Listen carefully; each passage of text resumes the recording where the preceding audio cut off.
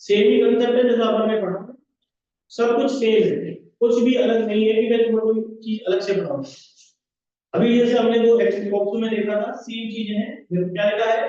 Indian evidence act 1872, ठीक है। तो यहाँ पे इंडियन से समझ में आ रहा है कि यार इंडियन शब्द जो है इससे संबंध तो नहीं है इसका एविडेंस, ये कहां से दिया गया है, तो इसके बारे में हमको समझ में आता है कि ये संविधान को उठाया शब्द है। क्योंकि सबकी सब कानूनों की जननी कौन है, कहां से स्टार्ट होती है? तो संविधान से होते हैं। तो ये बनाया किसके लिए है? एविडेंस एक्ट इंडिया में रहने वाले जो लोग हैं उनके लिए। लेकिन ये काम कहां करता है? इस एविडेंस एक्ट का काम कहां पे? अगर आपसे पूछ ले क्या हम और आपके बीच में कोई अगर लड़ाई झगड़ा होता है तो ये एविडेंस एक्ट काम आएगा कुछ हमारे लिए?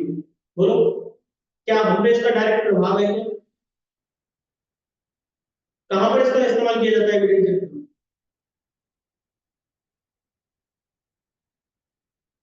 करण, करण जी बताओ।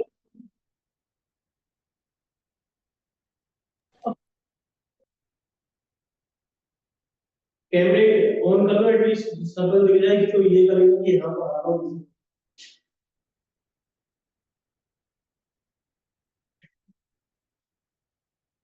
बताओ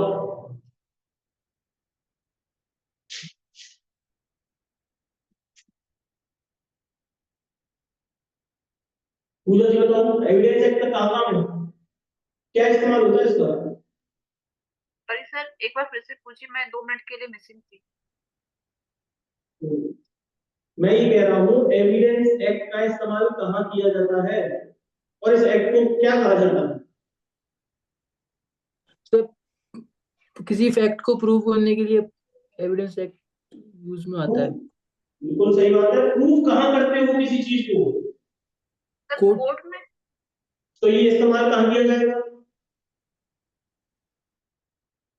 सर ये सभी जगह होता है, बट आर्मी एक्ट और ये जो 6 पॉइंट्स है यहाँ पे नहीं होता है। आज जैसे कि आर्मी एक्ट में नेवर डिक्लेयर एक्ट।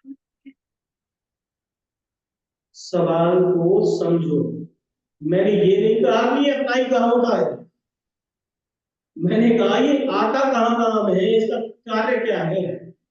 तो सिविल में भी आ सकता है, क्रिमिनल में भी, दोनों जगह में यूज होता है ये। सर कोर्ट की प्रोसीडिंग में सिविल। एग्जैक्टली यही तो पूछ रहा हूँ मैं, और क्या पूछ रहा हूँ तुमसे? Okay sir.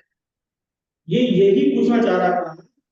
देखो छोटी सी बात थी, मैंने कोई घुमाया नहीं, कुछ नहीं किया, मैंने केवल ये कहा था कि एविडेंस एक्ट कहाँ काम आता है। तो आपने कहा कि उन आर्बिट्रेशन एक्ट को छोड़ करके, आर्मी एक्ट को छोड़ करके, नेवी एक्ट को छोड़ करके सभी काम आता है। ऐसा कुछ नहीं है। मेरा पूछने का पर्पस था कि जब शब्द लिखा है इंडियन और मैंने कहा कि इंडियन एविडेंस एक्ट, तो यहाँ पर मैंने शब्द दिया, कॉन्स्टिट्यूशन से ये शब्द निकल के आया है, और ये अप्लाई कहाँ होगा? तो इन्होंने कहा कि सिविल और क्रिमिनल प्रोसीडिंग। बहुत बढ़िया। इस तरीके के सवाल कभी कभी इंटरव्यू में पूछ लिए जाए तो आप कैसे उनका हैंडल करोगे, कैसे बताओगे कि इसका क्या मतलब हो सकता है? तो यहाँ पर लिखा है सिविल और क्रिमिनल प्रोसीडिंग के अंदर, प्रोसीडिंग के अंदर इसका इस्तेमाल होता है। किसका इस्तेमाल होता है? इंडियन एविडेंस एक्ट का। तो अगर आपसे अगर पूछ ले कि सिविल प्रोसीडिंग और क्रिमिनल प्रोसीडिंग कहां चलती है, तो बताओ। सीधी सी बात है, कोर्ट में चलेगी, बहुत बात होगी, कोर्ट में चलेगी। तो इसका मतलब क्या हुआ कि हम डायरेक्टली ये कह सकते हैं ना कि एविडेंस एक्ट कहां अप्लाई होता है? केवल कोर्ट्स के अंदर अप्लाई होता है, जिसे अपन कहते हैं क्या?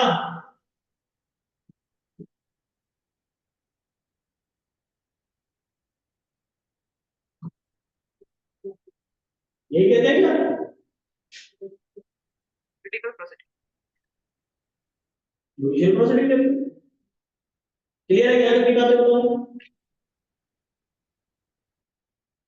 चलिए अब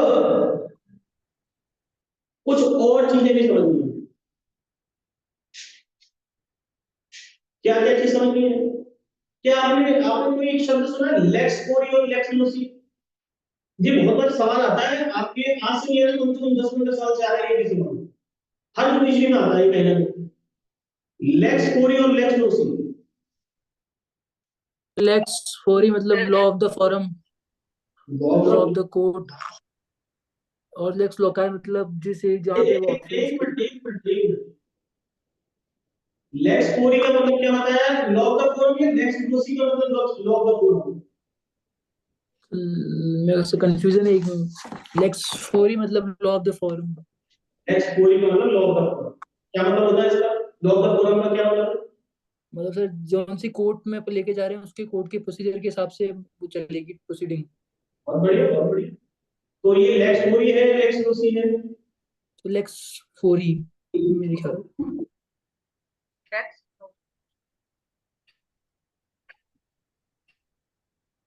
हाँ जी, दो तो लेक्स फोरी। शब्द। लेक्स, मैं लिख देता हूँ, ये बहुत बड़ा सवाल आता है, इंटरव्यू में पूछे जाते हैं ये। लेक्स कोरी और लेक्स लोकाई बोलते हैं, लेक्स लोसी भी बोलते हैं। sir, let's look see. Sir ये लेक्स फोरी क्योंकि साफ लिखा हुआ है इंडियन एविडेंस एक्ट, मतलब इंडिया गवर्न करेगी इसको कि यहाँ पे कैसे एविडेंस लेते हैं।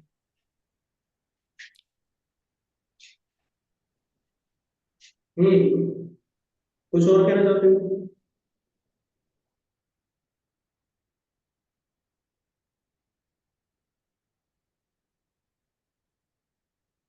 देख लेते हो बस, लेक्स कोरी और लेक्स लोसी में आपको समझना चाहिए कि देखो ये कह रहा है law of the land, lex loci मतलब जिस जगह रह रहे हो वहां के कानून आपको पर अप्लाई होते हैं। क्लियर हो गया? लेक्स कोरी का मतलब हुआ law of the forum. Forum का मतलब है बॉडी इंफ्रास्ट्रक्चर, बॉडी स्ट्रक्चर क्या है वो, कोर्ट। फोरम बड़ी तो है कोर्ट, और उस कोर्ट के जो लॉ है, कोर्ट जो अपने लिए नियम कानून का इस्तेमाल करती है, उसको यहाँ पर बात की जा रही है। ठीक है, तो यहाँ पर क्या है, वो सारे के सारे जो है आपके, तो लेक्स कोरी है, जो कोर्ट में इस्तेमाल किए जाने वाले कानून है। बताओ एविडेंस एक्ट हमारे लिए कोई काम का है क्या, हम पे अप्लाई हो जाएगा ये? बोलो। अब बताओ इसके आधार पे इंडियन एविडेंस एक्ट लेक्स कोरी है, लेक्स लोसी है? सो लेक्स फोरी। बिल्कुल लेक्स कोरी होगा, लेकिन अगर आईपीसी की बात करें तो अब आप कहोगे भैया आईपीसी तो ये भी कोर्ट में इस्तेमाल हो रही है। That's good. हाँ, कोर्ट में इस्तेमाल होती है क्या आईपीसी, या हम पे लागू होती है? हम पर होती है। That's good. हम पर लागू होती है। तो ये कानून कहाँ का है, भारत के ऊपर, भारत के लोगों के ऊपर लागू होता है, इसलिए ये कैसा है, लेक्स कोरी की लेक्स लोसी?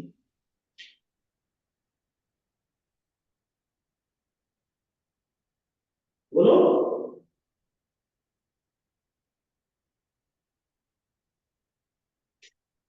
बोलिए। फिर लेक्स लोकाई, क्या कह रहे हो? लेक्स लोसी, लेक्स लोसी क्या है, आईपीसी। आईपीसी।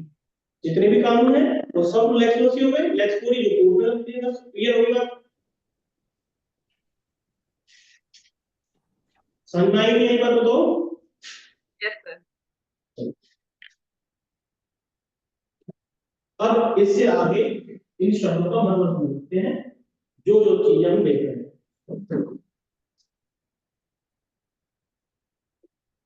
ठीक है, देखो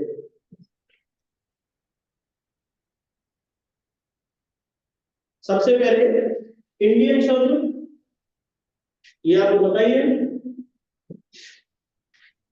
इंडियन इसलिए लिखा है क्योंकि आर्टिकल नंबर 1 जो है इसका क्लॉज नंबर 3 बताता है। पता है क्या मतलब, ये इंडियन एविडेंस एक्ट कहां पर लागू होगा, इंडिया पर लागू होगा। कहां पर, इंडिया पर, और इंडिया को समझाया गया है article number 1 clause number 3। India को आर्टिकल नंबर 1 के क्लॉज नंबर 1 में समझा रखा है, इंडिया दैट इज भारत। लेकिन अब भारत जो है वो क्या है, बताओ। भारत को कैसे पहचानोगे कि भारत क्या चीज है?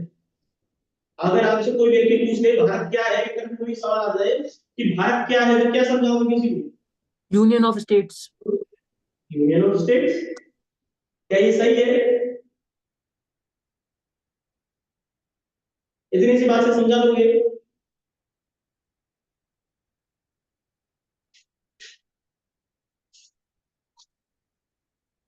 सारे यूनियन, सारे स्टेट एक मतलब मिलके एक यूनियन बनाते हैं, फिर यूनियन खुद की, उसका कॉन्स्टिट्यूशन है, खुद की सॉवरेनिटी है। अरे तो आपने यूनियन ऑफ स्टेट कह दिया, तो जो अपनी यूनियन टेरिटरी है वो माना नहीं। मतलब स्टेट सर, वो वाला स्टेट नहीं होता कि राज्य हो। स्टेट मतलब एक जो जूरिस्प्रूडेंस की डेफिनेशन होती है ना सर, इसकी कंट्री को स्टेट बोलते हैं। देखो अब इसे समझो, इसीलिए इन्होंने इसको समझाया है और बताया है कि टेरिटरी ऑफ इंडिया जो है उसी से ही इसे डिनोट किया जा सकता है, समझाया जा सकता है कि भारत क्या है। क्लियर होगा? तो वो बताइए आपको संविधान में आर्टिकल नंबर 1 की क्लॉज नंबर 3 में कि इंडिया का मतलब क्या है? स्टेट्स, यूनियन टेरिटरी और एक्वायर्ड बाय लॉ। लॉ का मतलब यहाँ पार्लियामेंट से है कि पार्लियामेंट ने अगर कोई जमीन जो है कहीं की एक्वायर कर ली है, लीज पर ले लिया है या कुछ भी कर लिया है, तो वो सारी जमीनें किसमें आएंगी? भारत में आएंगी, उसे कहेंगे भारत।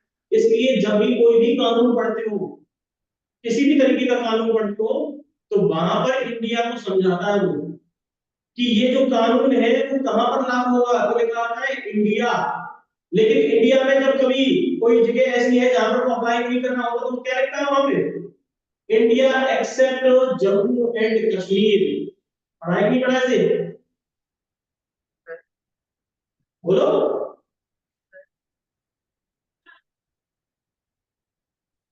बोलो ऐसे लिखा था कि नहीं अंदर? क्योंकि इंडिया का मतलब क्या था? इंडिया का मतलब है स्टेट से, इंडिया का मतलब है यूनियन टेरिटरी से। लेकिन जब एप्लीकेशन की बात आई तो उस पर्टिकुलर टेरिटरी पे धारा से लागू नहीं करना, क्योंकि धारा खुद बदल रही थी यूनियन जम्मू कश्मीर को।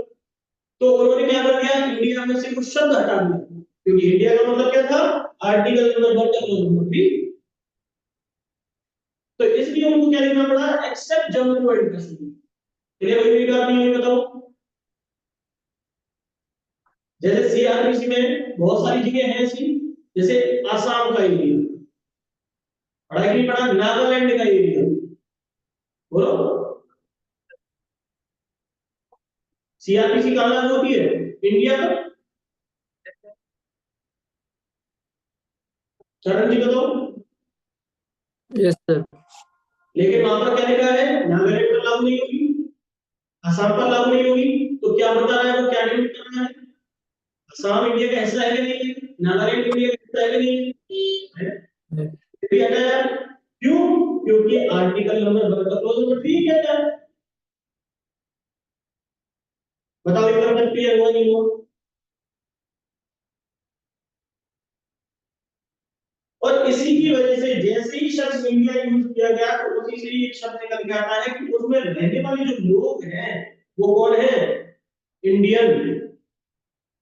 इसलिए यहां पर शब्द लिखा है इंडियन एविडेंस एक्ट 1872। ठीक है, यहां पर हमें इंडियन शब्द समझना है। अब हमें समझना है एविडेंस क्या होता है। ठीक है, एविडेंस हिंदी में बोलते हैं इसे क्या? साक्ष्य। ठीक है, और अभी हमने पढ़ा कि ये जो एविडेंस है ये कहां पर दिए जाते हैं, तो हमने पढ़ा कि सिविल और जो क्रिमिनल प्रोसीडिंग होती है उनमें इनका इस्तेमाल किया जाता है। इनमें इस्तेमाल किया जाता है क्रिमिनल और सिविल प्रोसीडिंग। लेकिन इनको बोलते क्या है अपन?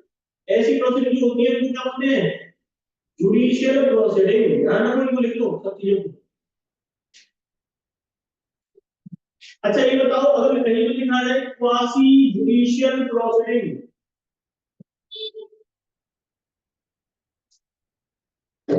क्या ये भी जुडिशियल प्रोसीडिंग होती है क्या? क्या यहाँ पर कोर्ट के अंदर एविडेंस इस्तेमाल किया जा सकता है क्या क्वासी जुडिशियल प्रोसीडिंग में? फिर वो डिपेंड करता है, जैसे आर्बिट्रेशन एक्ट जो होता है वो बोल रहा है कि आप नहीं, आपके ऊपर है कि आप चाहो तो एविडेंस एक्ट यूज करो या चाहे नहीं करो। आर्बिट्रेशन एक्ट के अंदर जो ट्रिब्यूनल इस्तेमाल की जाती है वो भी क्या है, क्वासी जुडिशियल प्रोसीडिंग है। ध्यान रखो इस बात को। Yes sir. मैं तुम्हें आपको यही चीज समझाना चाह रहा हूँ कि चल क्या रहा है यहाँ पे। जब जुडिशियल प्रोसीडिंग की बात आए तो इसका मतलब प्रॉपर कोर्ट की बात हो रही है, लेकिन जब भी क्वासी जुडिशियल प्रोसीडिंग की बात आएगी तो इसका मतलब वो कोर्ट की बात नहीं करना चाहता, वो किसी ट्रिब्यूनल की बात करना चाहता है, एडमिनिस्ट्रेटिव प्रोसीडिंग चलाना चाहता है। वो वहां पर ऐसा एविडेंस एक्ट लागू नहीं होता। क्लियर होगा? हाँ, एक जरूर बात है कि एविडेंस एक्ट लागू नहीं होता है, लेकिन वहां पर अगर कोई झूठ बोल दिया, एविडेंस ऐसा कोई लागू कर दे दिया आपने जो झूठ है, और उसकी वजह से किसी व्यक्ति को गलत न्याय मिल गया है, तो आपके खिलाफ क्वासी जुडिशियल प्रोसीडिंग में उनके पास जज की ही पावर आ जाती है, और जज की पावर के आधार पर झूठ बोलने वाले व्यक्ति को वो सजा दे सकते नहीं दे सकते, बताओ? दे सकते हैं सर, कंटेम्प्ट के लिए। अगली बात समझ में, तो कंटेम्प्ट हो जाए।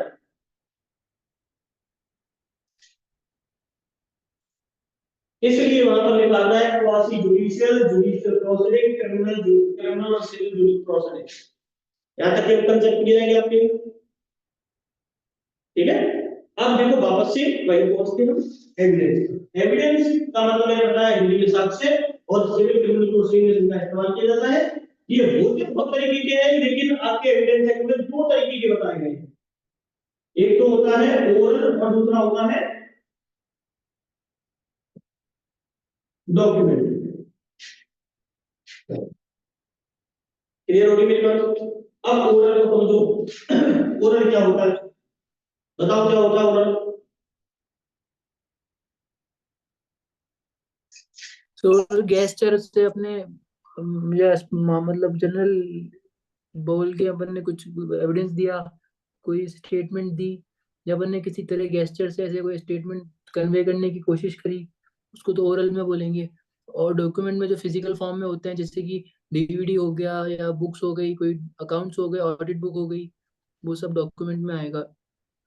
अच्छा एक बात बताओ, जैसे मान लो कोई व्यक्ति गूंगा है, वो बोल नहीं सकता, लेकिन वो अपने हाथ से लिख करके कोई एविडेंस कोर्ट में डॉक्यूमेंट पकड़ा रहा है, तो वो यस ओरल एविडेंस में आएगा कि डॉक्यूमेंट्री एविडेंस में आएगा? सर, वो उसका स्टेटमेंट की तरह यूज करेंगे, एज ओरल में ही आएगा। ठीक है ना? तो यही चीज आपको समझनी है कि ओरल और डॉक्यूमेंट में क्या फर्क है ना? तो ओरल का मतलब है जो भी मौखिक रूप से कोई चीज आप कोर्ट के सामने किसी स्टेटमेंट जो कोर्ट को चाहिए, उस स्टेटमेंट के लिए आपको या तो बाध्य किया गया है या आप मतलब उसके लिए, तो वो तो हो गए ओरल एविडेंस कहलाएगी जो आपने स्टेटमेंट दिए। दोगे किसके सामने? केवल सिविल और क्रिमिनल प्रोसीडिंग के अंदर केवल जज के सामने या मजिस्ट्रेट के सामने आप ऐसे बोल सकते हैं। ठीक है। डॉक्यूमेंट्री किनको बोलते हैं? ऐसे एविडेंस जो डॉक्यूमेंट के आधार पर दिए जाते हैं, जो डॉक्यूमेंटेशन फॉर्म में होते हैं, वो सारे क्या हो गए? डॉक्यूमेंट्री एविडेंस होते हैं। अब इनके भी अलग अलग रूप होते हैं, जैसे कि कोई एविडेंस डायरेक्ट हो सकता है तो कोई एविडेंस इनडायरेक्ट हो सकता है। सुनाई सारी बातें? डायरेक्ट, इनडायरेक्ट, सुनाई नहीं देना मतलब? नो। कोई एविडेंस डायरेक्ट हो सकता है, मतलब जैसे मान लो मैंने ही अगर कोई अपने सामने कोई कोई ऐसा इंसिडेंट होते हुए देखा है, तो मैं उसके लिए विटनेस कैसा हूं? डायरेक्ट हो गया। बोलो। Yes sir. और उसी विटनेस को हम आई विटनेस भी कह देते हैं। क्लियर होगी बात? सर आई विटनेस एविडेंस हो गया। तो एविडेंस अलग अलग तरीके से जाने जाते हैं ना? तो यहाँ पर डायरेक्ट इनडायरेक्ट भी होते हैं, आई विटनेस के तौर पर भी हो सकते हैं, इसके अलावा भी और भी होते हैं। जैसे डॉक्यूमेंट्री के अंदर दो में ही प्राइमरी और सेकेंडरी एविडेंस होते हैं, प्राइमरी और सेकेंडरी एविडेंस भी होते हैं। तो ऐसे करके बहुत तरीके के एविडेंसेस को यहाँ पर पढ़ा जाता है। यही चीज जो है आपको यहाँ पर एविडेंस एक्ट में बताई गई है। इनको देने वाले व्यक्तियों को क्या कहा जाता है, वो विटनेस कहलाते हैं। और वो विटनेस जो है किस तरीके से कोर्ट में पेश होते हैं, किस नियम के आधार पर उनसे क्वेश्चन किए जाते हैं, इन सब बातों के बारे में क्या होता है इस पर्टिकुलर एक्ट में लिखा होता है। क्लियर है यहाँ तक बात बताइए। अब आ जाते हैं कि साहब आपसे कहा कि कोर्ट में एविडेंस का इस्तेमाल किया जाता है, बढ़िया, कोई मना नहीं है इस बात की कि एविडेंस कोर्ट में ही दिए जाते हैं, साक्ष्य जो है कोर्ट में दिए जाते हैं, कोई दिक्कत नहीं। लेकिन किस बात के लिए साक्ष्य दी जाएगी ये कौन बताएगा? कुछ भी दे दोगे कि कोर्ट में ले जाती, क्या कोर्ट आपकी हर बात को एक्सेप्ट कर लेगी? कैसे पता चलेगा कौन सा एविडेंस सही है और कौन सा एविडेंस गलत है? कौन सा कोर्ट एक्सेप्ट करेगी, कौन सा एक्सेप्ट नहीं करेगी? समझ आ रही है बात मेरी? क्या हर एविडेंस एक्सेप्ट करेगी क्या? बोलिए। Sir relevant evidence, relevant fact को एक्सेप्ट लेगी वो। अच्छा, रिलेवेंट फैक्ट है, बहुत बढ़िया। तो अब आपके सामने एक और शब्द इन्होंने इस्तेमाल कर दिया, उसे कहते हैं रिलेवेंट फैक्ट। अब मुझे समझाओ रिलेवेंट फैक्ट क्या होता है? सर जैसे कि कोई मान लो कोई इंसिडेंट हुआ है, तो जो फैक्ट उसको डायरेक्टली कनेक्ट कर रहा है, मतलब उसको कोरिलेट करने में मदद कर रहा है, तो उसको रेलेवेंट फैक्ट बोलते हैं। देखिए मेरी बात समझिए, इसे थोड़ा सा मैं आपको और आसान कर देता हूं, क्योंकि देखो हमें कानून को समझना है कि किस तरीके से किसी चीज को पढ़ना है, ठीक है? तो बेसिक में ये बात है कि आपकी और मेरी रेलेवेंसी है। लड़ाई झगड़ा किसी और का हुआ है, लेकिन करण जी को मैं जानता हूं क्योंकि मैं एक टीचर हूं और ये मेरे स्टूडेंट हैं, और मैं आपके बारे में कोई सबूत दे देता हूं कोर्ट में जाकर के, साहब ये करण जी जो है झगड़ा किसी और का है, ध्यान रखना, झगड़ा है किसी और का किसी मुद्दे पर, लेकिन करण जी को मैं जानता हूं, करण जी मुझे जानते हैं, और मैंने इस चीज का साक्ष्य कोर्ट में पेश कर दिया। क्या कोर्ट एक्सेप्ट कर लेगी क्या? No sir. क्यों नहीं कर रही? एविडेंस तो दिया है। और साक्ष्य किसे कहते हैं कि मुंह से बोल के आता हो या डॉक्यूमेंट के तौर पर? अगर मेरे पास एडमिशन फॉर्म होगा आपका, तो मैं डॉक्यूमेंट्री एविडेंस दे सकता हूं वहां जाके।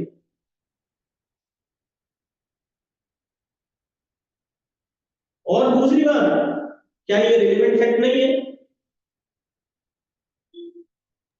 नो सर, रेलेवेंट नहीं है ना।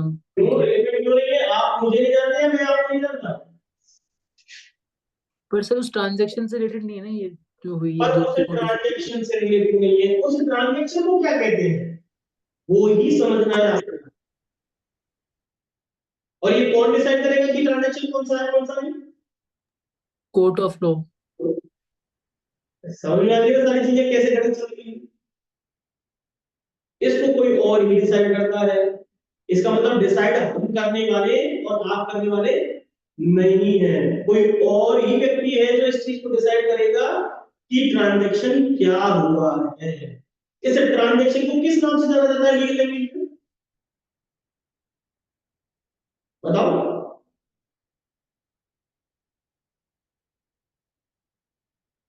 लीगल लैंग्वेज में जिस ट्रांजैक्शन की आप बात कर रहे हो, जिस मुद्दे की आप बात कर रहे हो, उसको क्या कहते हैं एविडेंस एक्ट के अंदर? Factor issue. Very good. अब देखो यहाँ पर भी करके आ गई बहुत सी बात। अब ये बहुत बड़ा मैटर हो गया है। एक तो हुआ फैक्ट, एक हुआ रिलेवेंट फैक्ट, और तीसरा हो गया फैक्ट इन इशू। यही तो बोल रहे हैं, मुद्दा एक नाम अनेक। तो शब्दों को ही घुमा रखा है और शब्दों तक ही हमें पहुंचना है। देखो एक शब्द है आपके सामने फैक्ट, दूसरा फैक्ट कहां से आया? मैंने अपनी तरफ से नहीं रखा, करण जी ने बताया एक शब्द रिलेवेंट फैक्ट, लेकिन मुझे तो शब्द तोड़ने की आदत है, तो यहां से रिलेवेंट को मैंने अलग कर दिया क्योंकि रिलेवेंट का मतलब कनेक्शन है। लेकिन किनका? फैक्ट का। तो पहले हमें समझना है फैक्ट क्या होता है, फिर हम समझेंगे रिलेवेंट फैक्ट क्या होता है, लेकिन इनसे हमारा काम चल रहा नहीं है, क्योंकि इनका तो मतलब तब होगा जब तक हमें समझ में आए कि फैक्ट क्या होगा, क्योंकि एविडेंस तो इसके लिए ले होते हैं। क्लियर हुई या नहीं ये बात बताओ? Yes sir. क्लियर है ना सारी चीजें? चलो फैक्ट में बोलते हैं कि फैक्ट क्या है, इसको हिंदी में लिख देता हूँ। शिवांश जी आपका मीडियम क्या है ये बताइए? Sir English. इंग्लिश। तो फैक्ट को हिंदी में वैसे तथ्य कहते हैं, लिख देता हूँ हिंदी में, तथ्य है, ठीक है। अब मुझे बताइए कि फैक्ट क्या है, कौन बता सकता है आप इसे? बगैर की भाषा मुझे नहीं चाहिए, आप क्या समझते हो फैक्ट वो बताइए।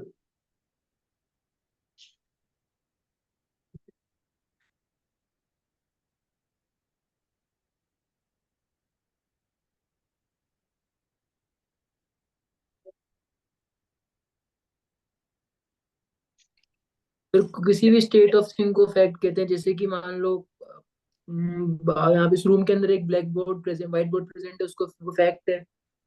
उसमें आपने अपनी राइटिंग से लिखा है, वो भी फैक्ट है।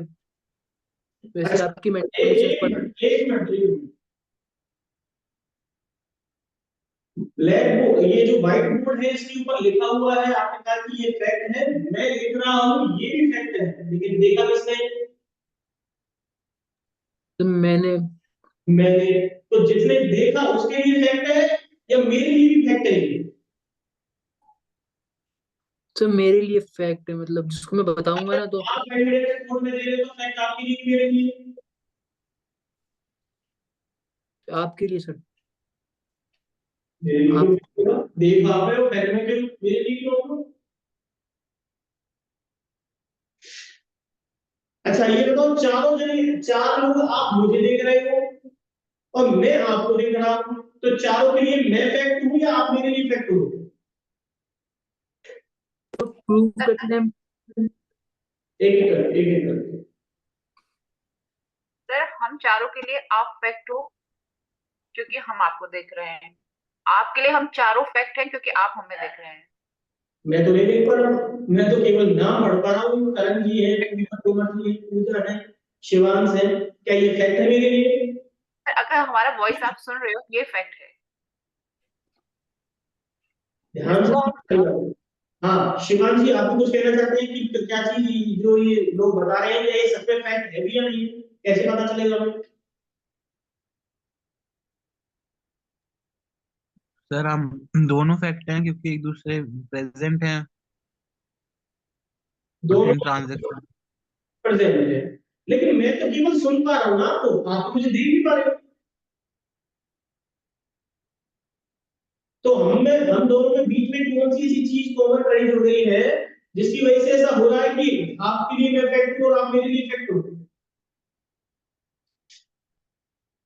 सर आप रिसीव कर रहे हैं बाय सेंस। एग्जैक्टली हम सेंस का इस्तेमाल कर रहे हैं। यही डेफिनेशन आपके फैक्ट की डेफिनेशन में लिखी हुई है, जिस चीज को आप अपने सेंसेस से परसीव कर सको, मतलब जानकारी को ग्रहण कर सको। जैसे मान लो मेरे सामने मेरे को कहीं किसी कोई सब्जी बना रहा है अपने घर पे, लेकिन मेरे को उसकी स्मेल आ रही है, अच्छी भी हो सकती है बुरी भी हो सकती है, तो वो मेरे लिए क्या बन गया? फैक्ट बन गया, क्योंकि मैंने उसे सेंस से स्मेल किया। मैं आपको सुन पा रहा हूं, देख तो नहीं पा रहा, लेकिन देख रहा हूं, ऐसी बात नहीं है। आपके नाम लिखे हुए हैं, उनको देख रहा हूं, तो परसीव बाय सेंसेस। सेंस क्या मेरी आंखें नहीं है क्या? और आप मुझे सुन पा रहे हो, देख भी पा रहे हो, तो आप भी अपने सेंसेस इस्तेमाल कर रहे हो। तो हर चीज जो एक स्टेट फॉर्म में होती है, जिसको देखा जा सकता है, सुना जा सकता है, मतलब अपने सेंसेस से, अपनी इंद्रियों से ग्रहण किया जा सकता है, वो हर चीज क्या है बताओ? बोलो, क्लियर होगा?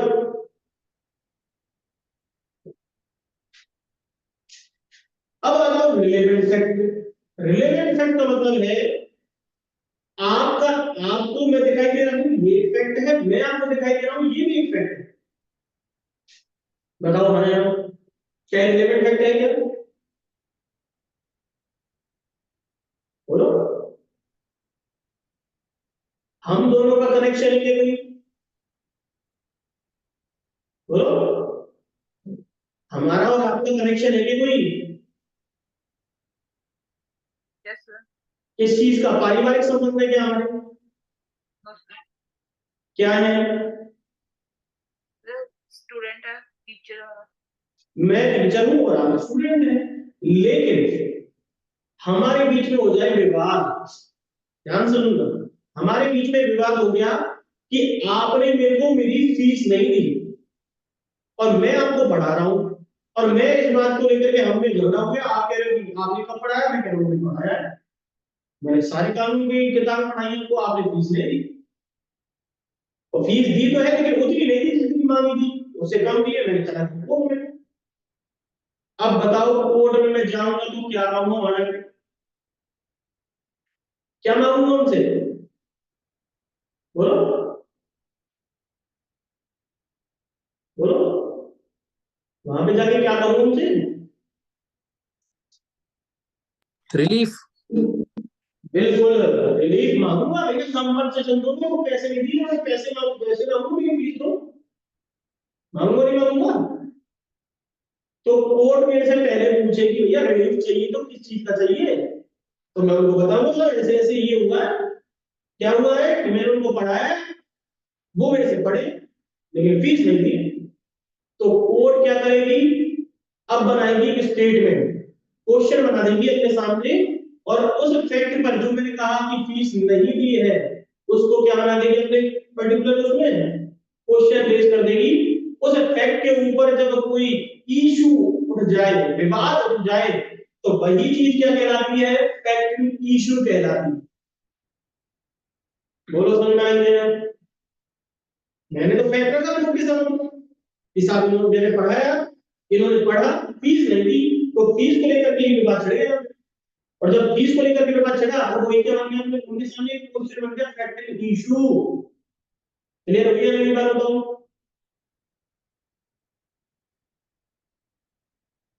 बोलो, yes sir. Yes sir. Fact issue बन गया। अब फैक्ट इशू से रिलेटेड हमें क्या चाहिए? एविडेंस चाहिए। और एविडेंस कैसे रूप में आते हैं? फैक्ट के रूप में आते हैं।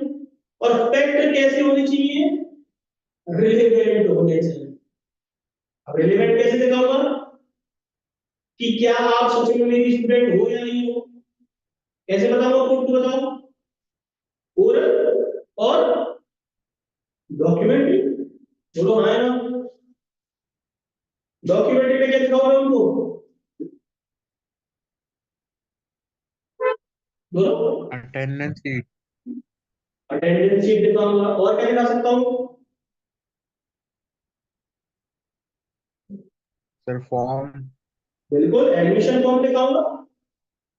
बोलो हाँ या ना? अगर मैंने लैपटॉप में स्क्रीनशॉट खींच लिया तो वो दिखाऊंगा कि नहीं दिखाऊंगा? Yes sir. अच्छा ये सब तो दिखा दिया, लेकिन अपने बारे में कुछ सबूत नहीं दूंगा उनको? मेरे से भी तो मांगेंगे सबूत, क्या कहेंगे वो फिर से?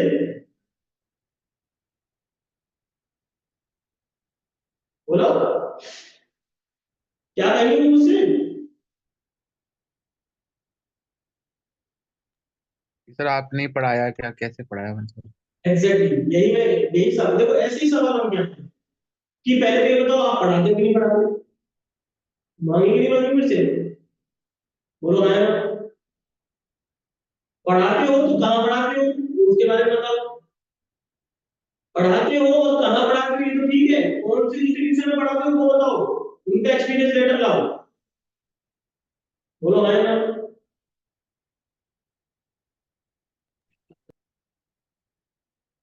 सारी बातें क्लियर है कि नहीं है? अब आगे, अभी मुद्दा खत्म नहीं हुआ है। अभी तो बस यही हुआ है कि पैसे दिए कि नहीं दिए, पढ़ाते हो कि पढ़ाते हो, ये सब रिलेवेंट फैक्ट इशू है। अब इसमें एक और मुद्दा चढ़ गया, एक मुद्दा ये चढ़ गया कि साहब फीस कितनी है? समझ आ रही मेरी बात क्या कह रहा हूँ? मैं कह रहा हूँ कि साहब 10,000, आप कह रहे हो साहब 2,000 ही दे दे। बात समझ में आ रही है या नहीं? सारी चीजें आपने मेरे को साथ कोई भी एविडेंस देने की जरूरत नहीं पड़ी, आपने खुद ही कह दिया साहब हाँ सच में इनके स्टूडेंट है, कोई दिक्कत नहीं है, तो कोर्ट में कुछ मांगी जब आपने एक्सेप्ट कर लिया, नहीं किया तब तो मेरे को प्रूव करना पड़ेगा। लेकिन बात आ गई, मुद्दा क्या बन गया, फीस कि साहब आप तो कह रहे हो मैंने दे दी, मैं कह रहा हूं नहीं, कैसे वापस वही चीज आ गई, सबूत क्या है कि दी की नहीं दी। मतलब या तो वहां पर आप डिनाई करते हो या असर्शन करते हो, एक्सेप्ट कर लेते हो किसी फैक्ट को, ठीक है। एक व्यक्ति डिनाई कर रहा है, दूसरा एक्सेप्ट कर रहा है, तो उनके बीच में मतभेद हो गया, और ऐसा मतभेद होने से ही क्या उत्पन्न होता है, विवाद उत्पन्न होता है, इसे ही फैक्ट इशू कहते हैं। और इससे रिलेटेड जो भी एविडेंस देते हो उसे रिलेवेंट एविडेंस से रिलेवेंट फैक्ट कहते हैं, और फैक्ट आपको तो बताओ तीनों शब्द समझ में आएंगे, फैक्ट क्या होता है, रिलेवेंट फैक्ट क्या होता है, फैक्ट इशू क्या होता है। इन तीनों का काम कहां पे, हमसे लेना देना है क्या, किसी व्यक्ति के सामने लेके जाओ मुझे, या मैं आपको लेके जाऊं तो कोई लेना देना है क्या उनका, बोलो। इनको कहां साबित करना होता है,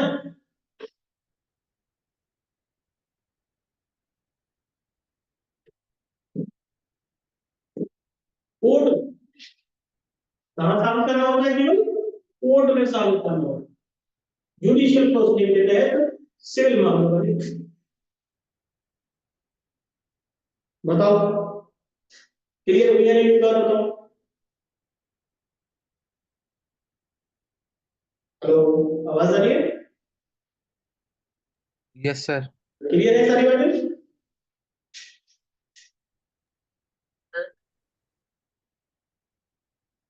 तो देखो आपके सामने फैक्ट क्या होता है, रिलेवेंट फैक्ट क्या होता है, फैक्ट इशू क्या होता है, ये सारी बातें आपके सामने क्लियर हो गई।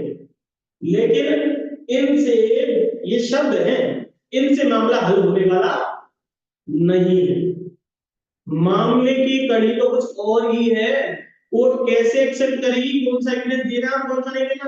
आपने लिख दिया फैक्ट इशू होना चाहिए, रिलेवेंट फैक्ट होने चाहिए, लेकिन कौन से एविडेंस दोगे रिलेवेंट फैक्ट के तहत और कौन से नहीं दोगे, ये तो बताए। समझ में आई मेरी बात। जैसे मान लो कोर्ट ने मांगा आपसे फीस के बारे में, फीस के रिलेटेड एविडेंस दो, क्योंकि फैक्ट इशू फीस की, और आप एविडेंस दे रहे हो अपने अकाउंट के बारे में, आप एविडेंस दे रहे हो फालतू की चीजों के बारे में कि सब मैंने खाने पे खर्च किया, पहनने पे खर्च किया, इस पे खर्च किया, वो खर्च किया। क्या कोर्ट एविडेंस रिलेवेंट तो आपसे ही है या मुझसे है, क्या वो रिलेवेंट फैक्टर जो है उसका फैक्ट इशू से रिलेटेड है, कोई रिलेशन है कोई, बोलो संबंध है क्या उसका किसी से।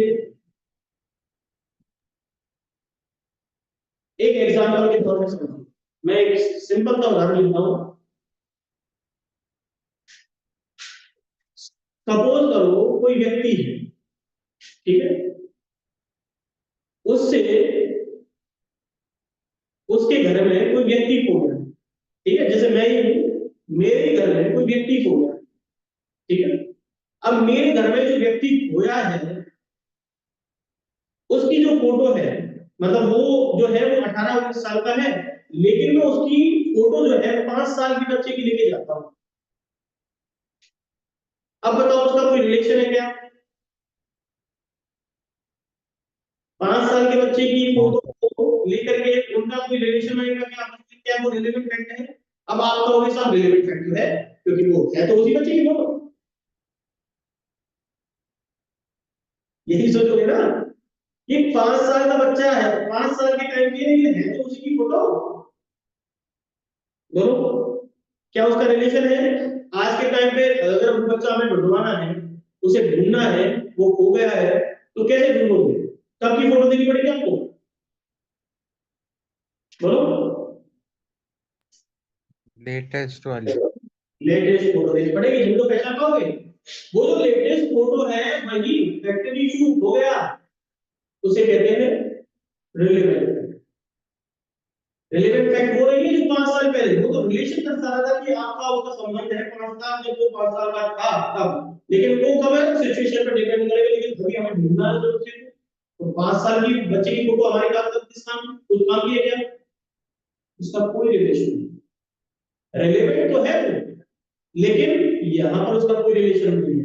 तो कैसे एविडेंस कब दिए जाते हैं उसके लिए कुछ नियम बनाए गए हैं, तो नियमों के ऊपर चर्चा करेंगे, तब ही आपको एविडेंस एक्ट के बारे में समझ में आएगा कि एक्चुअली एविडेंस एक्ट कब काम आता है और कब ये कोर्ट में इस्तेमाल किया जाता है और कब कोर्ट आपसे एविडेंस ले सकती है।